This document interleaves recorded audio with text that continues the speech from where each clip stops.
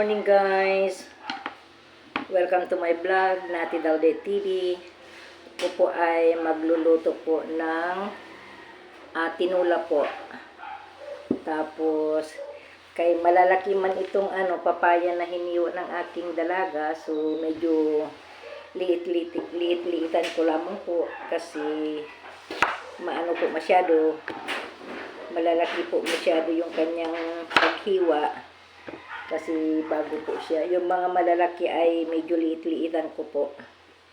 Kasi hindi naman po kasi native yung aking Hindi naman po native yung aking lulutuin. Gusto lang ng asawa ko ng may sabaw. So kailangan ko kasi medyo busy po sila ngayon. So medyo busy sila ngayon. Kaya may distribution po ng distribution po ng bigas ngayon sa sa barangay. Ibinigay po ng mga nanalo ng mga kandidato. So busy siya ngayon. Busy sila ngayon sa barangay. So kailangan ko magluto ng sabaw para sa asawa ko. Kay siyempre kung ano yung gusto ng asawa na ulutuin, yun pa ang linuluto ko. Kasi siya man po yung boss ko.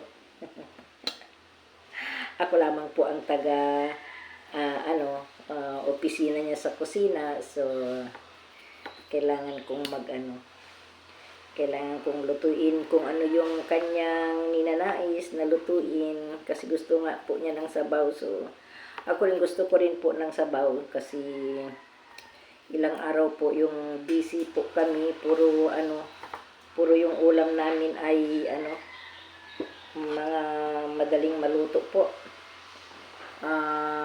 Yun, chorizo na galing ng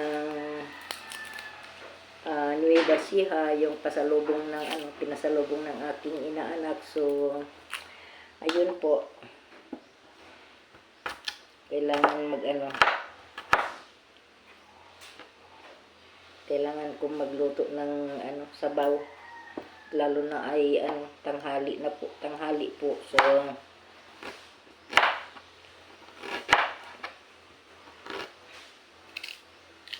maganda yung tumutunog ang luya.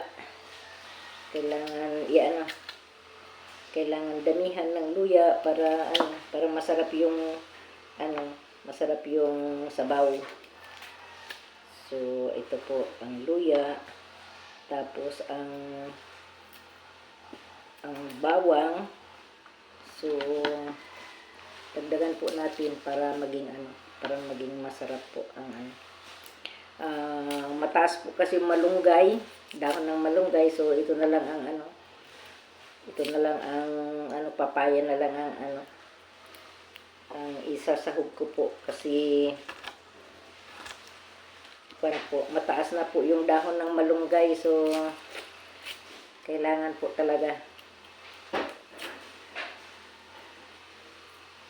para kahit na papaano po may sabaw yung aking sweetheart.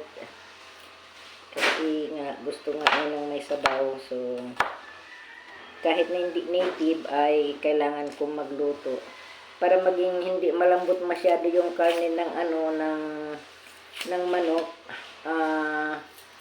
Habang hindi ko pa linalagyan ng tubig mamaya, pag naigisa ko yung manok, ay lalagyan ko po ng kunting suka para medyo tumigas yung kanyang laman, para hindi po siya madurog. Kasi yan din po yung may nakapagturo po sa akin, kung ang lulutuin ay hindi native ay ganun daw po, para hindi po madurog yung laman ng manok. So naman po tayo marunong magluto ng mga so natuto na lamang po ako nito, kayong asawa ko rin nagturo sa akin. At saka ito pong pangpasarap ay magic sarap. So diyan na po yan, dito po. At ako na po ay magpupunta na po maggisa. Another gisa na video na naman po. At saka ito po ang aking manok. Okay guys, thank you for watching. God bless.